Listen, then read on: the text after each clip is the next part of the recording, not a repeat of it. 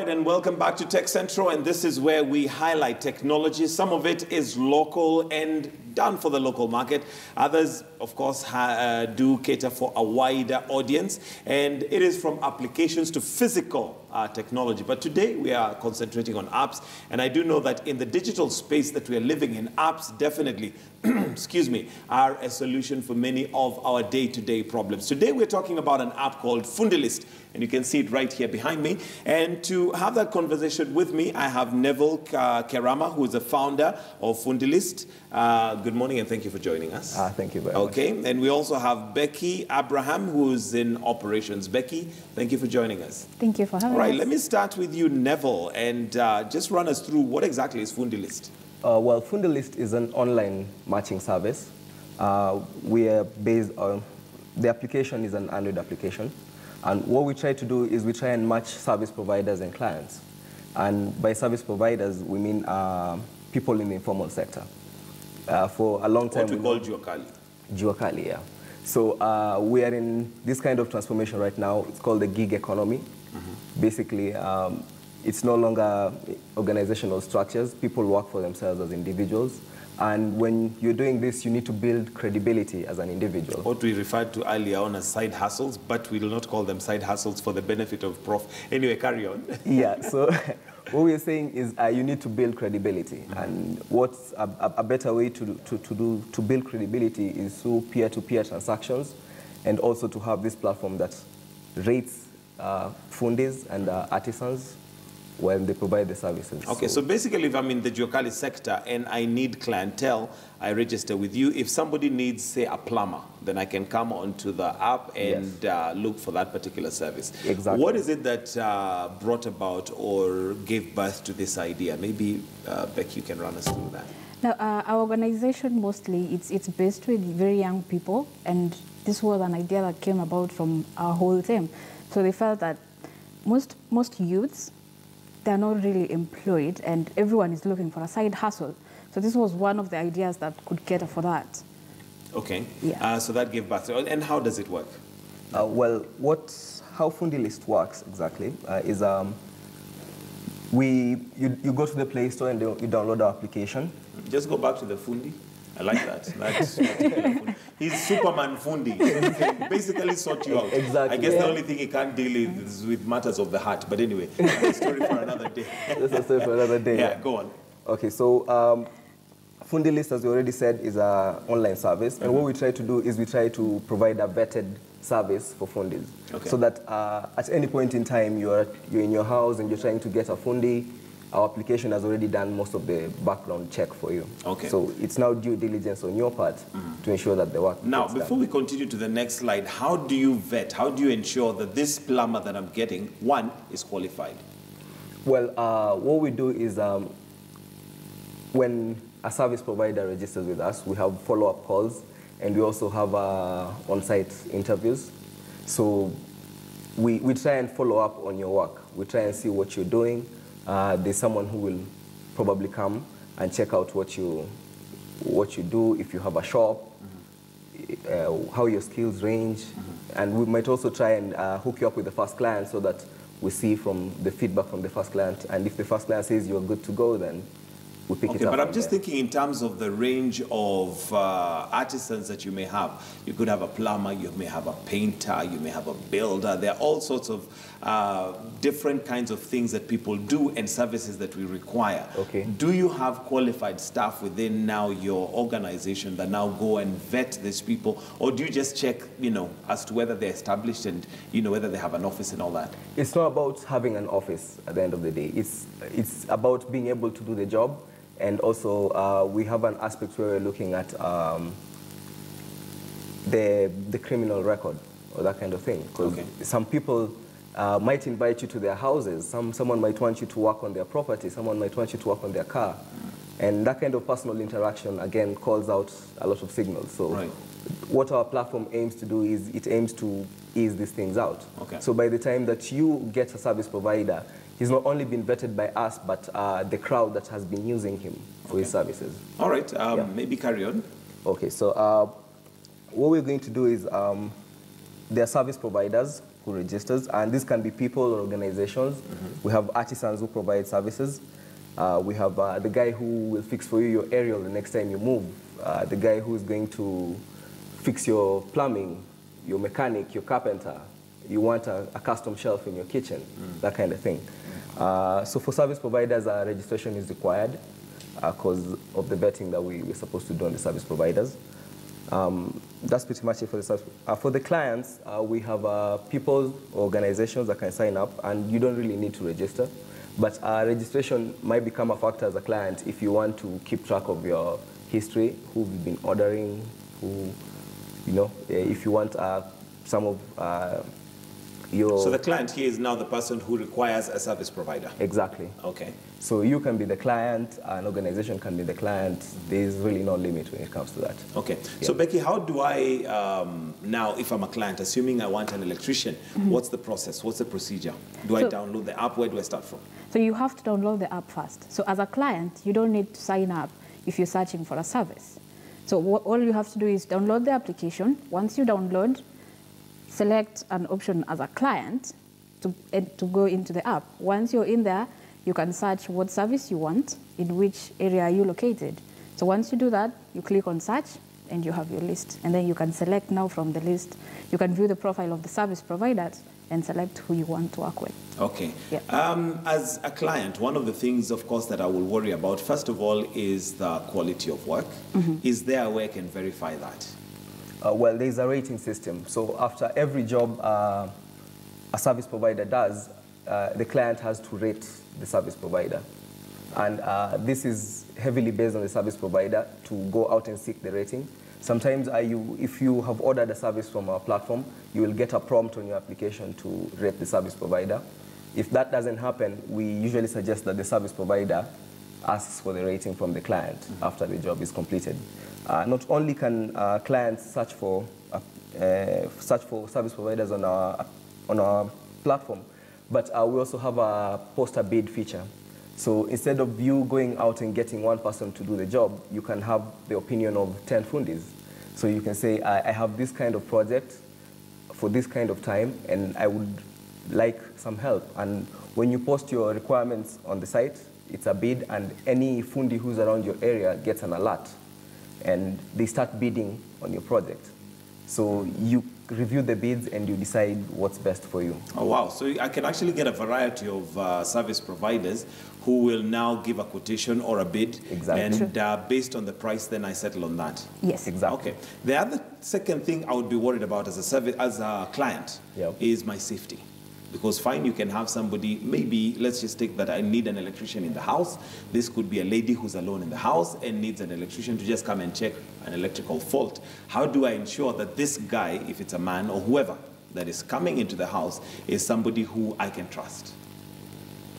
So the whole idea is we're trying to create, we have the vetting service running. So there are profile pictures, there are profile pictures, and there's the phone number and personal details that have been collected about the service provider. But at the end of the day, it's really about due diligence on your part. Because if you're looking at other applications that are in the same space, at the end of the day, it's about the client going out of his way to ensure that there's some form of safety. I mean, the application can only guarantee you so far. And in this case, the application may be limited to doing that. So that's not something you do on behalf of the client. Yeah. Okay. Becky, maybe to just have a practical look at how the application works, maybe we can just try this practically, assuming that I'm a client and get into the app. Okay. Okay. Yeah. Yeah, that's okay. And assuming, is the app available on any Android Play? The app is available on Google Play already. What we're doing is currently we're in beta testing. Okay. Any application development cycle, and any developer will tell you that that's something that has to be done. So to ensure that we're giving you a product that actually serves your needs, and it's not something that will crash your phone or anything. So, okay. Yeah. So that's what it looks like when you've downloaded the app right there. And I can see it has that written. So, okay. So what happens after that? So once you download the application, this is going to be the first interface that you get when you open the application. So let's assume you're a client and you're looking for a service. So I'm going to say I'm a client. So I have a list. Let's say I need an electrician. So there's this section. So there's a drop down. I'm going to say I need, and then I find electrician. It's fairly simple to use. It's very simple to use. So I have an electrician. Which location are you located? Let's say you're in Kilimani. Okay. So I'm going to come here and say I'm looking for someone in Kilimani. I'm glad and that it will show me. Extras you can type upside down. If it was me, I'd probably be crashing. But there you go. So we've made it really easy for you. So instead of you having to type the whole thing, it gives you options, real suggestions on your location. So we said Kilimani, so I'm going to say I'm in Kilimani. So if you have the option of writing a description of the service that you want, but if it's something that any electrician can do, then you can just go ahead and say search. Also, I can specifically say I need the whole electrical system changed or something. You can be specific. So as a client, if you're not posting a bid, you have the option of just going direct to search. But it's best if you give a description so that the electrician knows that I am accepting this service and this is the work I expect to be doing. Carry on. So now once you've done the search, we have the list of the electricians that have shown up in Kilimani. So now once you're here, it's up. You have to do the due diligence of you want the best person. So you have to look at the rating system. The rating? Yeah. Okay. If you want someone with 1 star, it's still fine. But then most people would go for a 5 star. And how do you come up with the rating? Is that based on other people rating or is it based on price? Because one might say, okay, maybe the 1 star is probably what I would want to pay, maybe in terms of affordability, but I want the 5 star in terms of quality. So the rating system is based on quality of work and client satisfaction. So if your client is satisfied, and gives you a 5-star rating, and your next client says, nah, I'm going to give you a 3. Your next client says, your work was shoddy, I'm going to give you 1. So it's an average that's calculated over time. So it's something that is bound to go low or go high. Okay. Yeah. All right. Then I'll obviously go for a 5-star. Okay. So once you select the 5-star, and right there, what it has is the name. Yeah. The location and the skill. And the skill. Yeah. Okay. So if I click the next fundi that I get on the list, it's going to show personal details of the fundis. Okay, so we don't want to do that. I don't want to do that on TV. Okay. Okay. Yeah. Now, when you say personal details, what does it have? So it has the email address and the phone number. And the location. And the location of the service provider. Okay. Yeah. Now, from me as a client, what do I need to do, or rather, what details do you get from me in terms of registering? All we get from you is your email address and your name. Okay. That's all we need to. And how safe are my details? Because in this internet space that we are in today, one of the things that one worries about is their details. And it could just be an email address, but I don't know what you're going to do with it and how safe is it? So in our database, we encrypt personal details. We do not share these details with any other entity. These details are just solely for you accessing the platform and bettering the service. Everything is encrypted from your phone number to your email address. So the system is the system that manages the platform is the only system that can reach out to the client for customer service or, things in that kind of order. Okay. And just to remind our viewers that you need to let us know if this is a hit or a miss, if it's something that you would use, or you think it's something that is very nice on computer but is not practical to you. Do let us know via Twitter. Let's talk shillings and cents. How do you make money out of this, and do I need to pay? At the moment, the service is free for clients, and we are trying to get as many service providers on the platform as possible. We already know that the youth in Kenya are at disadvantage, and the government has vocational training programs running right now. But when these guys are done with these training programs, they're going to need to get out there and market themselves. So we're looking for a way for them to gain credibility to be able to offer these services. Okay. So it's free to the client. What about to the service provider? Now, to the service provider, of course, the vetting process costs. It's a costly process in its own. Okay. And there's a customer service and the relationship management and everything. And we're looking at service providers being able, after a service provider has a trial period on the platform, and if they see that the platform really is helping in making business better, then we start to get them on a payment plan. Okay, so you've said it's costly. Yeah. Without necessarily giving us the exact cost, what am I paying for as a service provider? Am I just paying for this service, or are there other added things that or advantages that I would have? Yeah, so there are other advantages. For example, we have linked this to your mobile phone. So as a service provider, anytime you get a request on the platform, there's an extra option for you to get a message on your phone telling you, check out these guys, you know, real-time updates instead of you logging into the application every time. That's one of the benefits. And then the other benefit is that we have verification levels. So if you are a premium user of the platform, the verification levels will give you more verification access. Okay. Yeah, in short. All right. You've mentioned due diligence, Becky, severally. What advice would you give to your clients when they're coming onto the site? Because I know you've basically put somewhat a disclaimer that you still need to be safe. The application does not guarantee you that these guys are safe. What advice would you give to the client when I log in and I find somebody? What do I need to do to ensure that at least when they're coming into my house, if it's my house they're coming to, I am safe? Now, if you're going to order a service and the name that comes up as the service provider is Mary, but then a man shows up and they tell you they're John and you are their service, you're not going to open your door with that. That's kind of late because John is already in my house, and that's kind of late. I needed to know that it was John coming and not Mary. So usually what we advise the service providers and also both the client is you have all, as a client, you have access to the information of the service provider.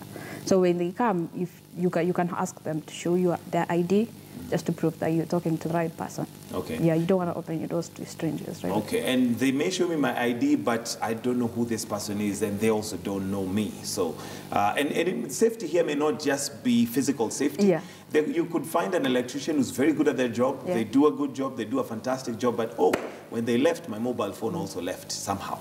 So magically. I mean, you can't live. Okay, it's not really micromanaging the service providers as they do their job, but it's also on the client side to make sure that you're doing your part of making sure that you've opened your door to a stranger, so you're not going to let them wander around your house freely. Okay. Yeah. At this point, I'd like to bring in Michelle and find out. She's been listening from the periphery.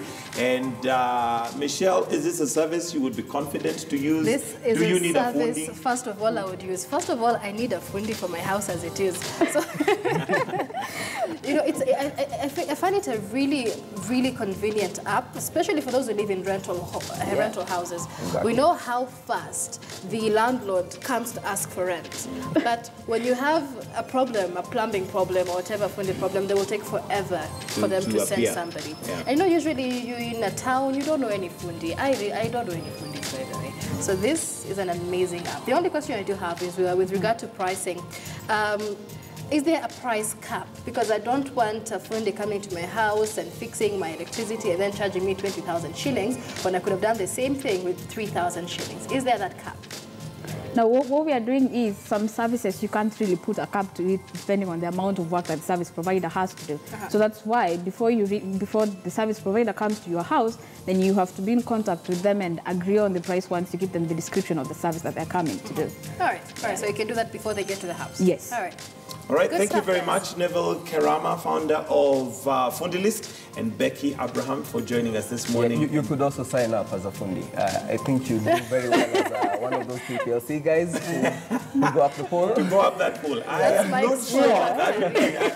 I would want to do I'd that. call it a side hustle, but clearly we are or do moving you away weld? from that well. Yeah. You do welding in your spare time. I will consider. I will consider one of those. I have many things that I do side hustle, not side hustle. It's a jack of all trades. this one. Businesses that we do on the side, but I will definitely. And Michelle, I hear you're a No, I mason in your can't be spare a time. foodie by then, don't you? And it's not just Fundi like the handiwork only, even you can order your manicure and pedicure on Fundilist. Really? Yeah. Oh, wow, that's great. So they long come as- do it in your house. Yeah, as Yes. long as it's an artisan and they have their skill.